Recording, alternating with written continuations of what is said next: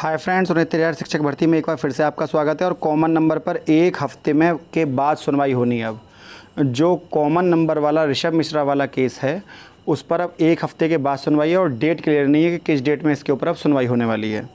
सरकार की वर्गवार सूची जारी हो गई है। एमआरसी पर अब भी गतिरोध है क्योंकि उस पर कोई भी काउंटर, कोई भी प्रतिक्रिया सरकार के द्वारा नहीं लगाई गई है। सरकार यदि उस पर काउंटर लगाती तो हो सकता है सरकार भविष्य में लगने वाले स्टेज से सरकार बच जाती, पर इस तरह का कोई काम नहीं किया गया। उधर उत्तर प्रदेश पुलिस भर्ती बोर्ड से एक सूचना निकल कर आ रही है। सबसे पहले बात कर लेते हैं इसके बारे में।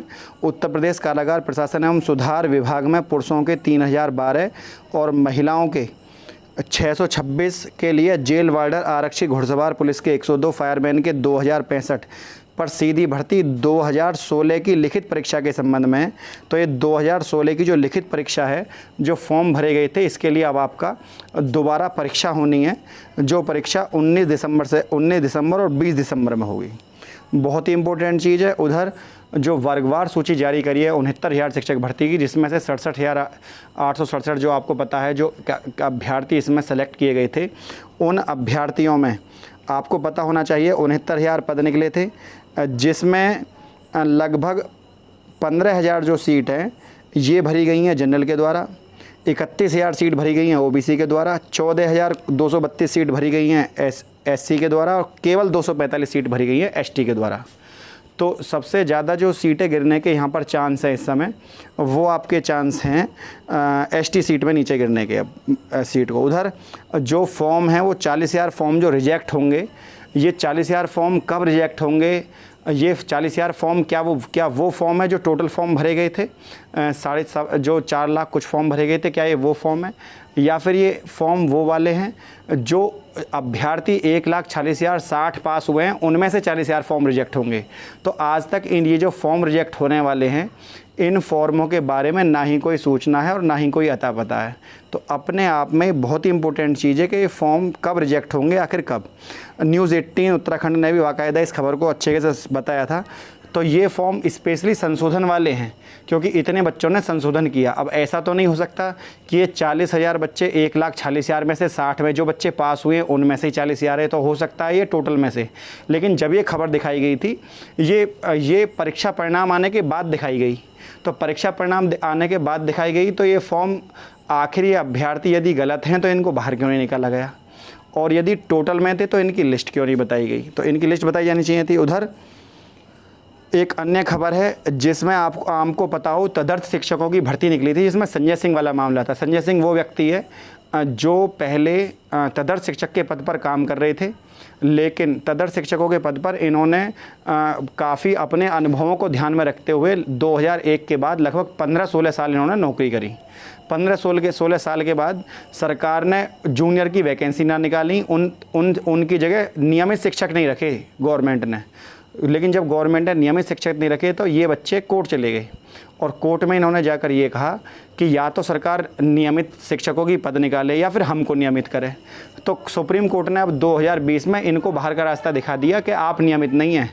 केवल इतना किया जा सकता है कि आपको अनुभव के आधार पर, जैसे शिक्षा मित्रों को गुणांक में छूट दी जाती है, तो आपको किसी भी तरह की छूट दी जाए, लेकिन आपको नियमित नहीं किया सकता। तो गवर्नमेंट ने लगभग ऐसे 34,000 जो टीचर हैं उनको बाहर निकाल दिया।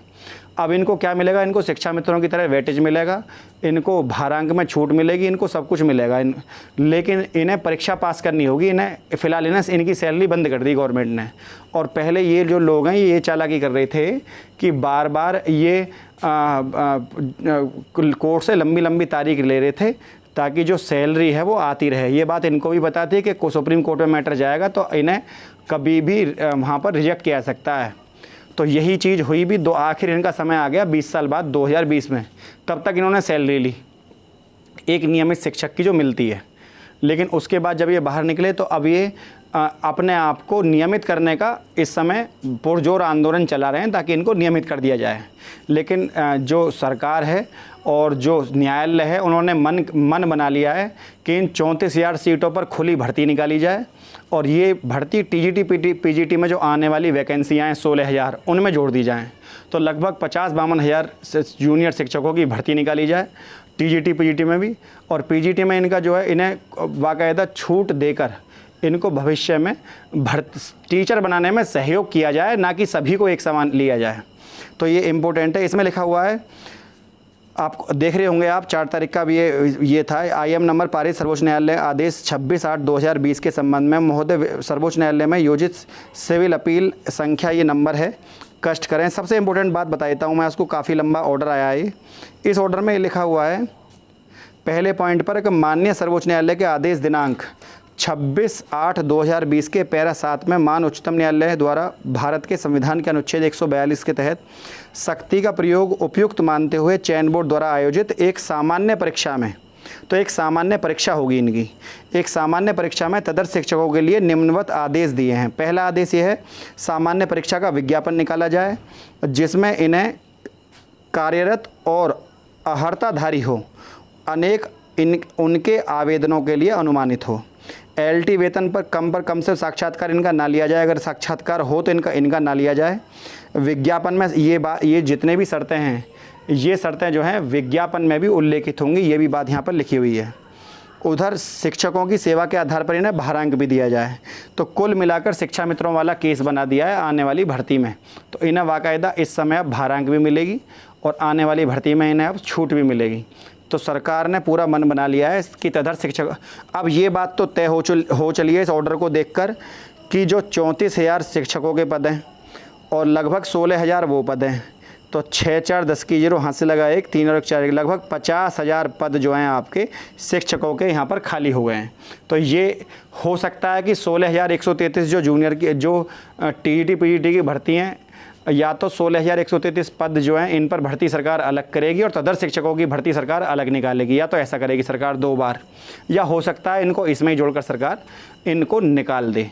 उधर एक अफवाह और उड़ रही है कि 15 तारीख को ऑर्डर आ सकता है, तो इसकी अभी संभावना, केवल संभावना लगाई जा सकती है, इसकी गारंटी कोई नहीं है कि 69,000 शिक्षक भर्ती के संबंध में जो ऑर्डर है आपका वो 15 तारीख को आ जाए। तो इसकी कोई सियोरिटी नहीं है, क्योंकि केवल एक अनुमान है, इसकी गारंटी नहीं है इस बात की कि 15 तारीख को आपका ऑर्डर आ जाए। लेकिन हाँ, अनुमान पूरा है कि 15 तारीख को ऑर्डर यह आपका आ जाए। और नियुक्ति के लिए अगले हफ्ता मांगे जाएंगे आवेदन। तो ये भी बात है कि पहले सॉफ्टवेयर तैयार हो गया है और 10,768 पदों पर जूनियर की भर्ती यहाँ पर सरकार निकालने वाली है। तो इसको लेकर भी चीज़ें हैं, लेकिन ये चीज़ें जब तक पुष्टि नहीं होगी। उधर कुछ बच्चों को दिमाग अब भी ख़राब हैं, वो कमेंट कर रहे हैं, नहीं ये बच्चे ये कमेंट कर रहे हैं कि हमें फॉर्म में जो प्राप्तांक हैं और पूर्णांक हैं हम इन्हें भी बदल सकते हैं, और कह रहे हैं कि हमको पूरी जानकारी नहीं है, ऐसा इन्होंने कमेंट किया बच्चों ने। तो मैं इनको बता दूं, उसमें साफ साफ लिखा हुआ है कि कोई भी मामूली त्रुटि का मतलब ये लिखा हुआ है, कोई भी ऐसी गलती सुप्रीम कोर्ट में या संशोधन में मान्य नहीं होगी जिससे चयन सूची प्रभावित होती हो। इसका मतलब यह है कि आप कोई भी फॉर्म में उसी गलती को आप सही कर सकते हैं जो गलती से विज्ञापन सूची, जिससे चयन सूची ना बदलती हो। तो जिन चीज़ों पर चयन सूची नहीं बदलेगी, ऐसे अमेंडमेंट तो मान्य है, ऐसा संशोधन, ऐसा परिवर्तन तो मान्य है जिससे चयन सूची ना बदले। इसमें आते हैं आपके माता का नाम, आपके पिता का नाम, आपका रजिस्ट्रेशन नंबर, आपका रोल नंबर, लेकिन आपके प्राप्तांक इसमें नहीं आते हैं। आप अपने नंबरों को चेंज नहीं कर सकते, क्योंकि मेरिट वही बनाते हैं 10% जुड़कर। तो इस बात को आप दिमाग से निकाल दें, और अगले जो आदेश होंगे आप उनको भी देख लें जाकर। तो फ्रेंड, यदि वीडियो आपको अच्छी लगी तो वीडियो को लाइक, शेयर, चैनल को सब्सक्राइब करना ना भूलें। आज के लिए इतना ही। जय हिंद, जय भारत।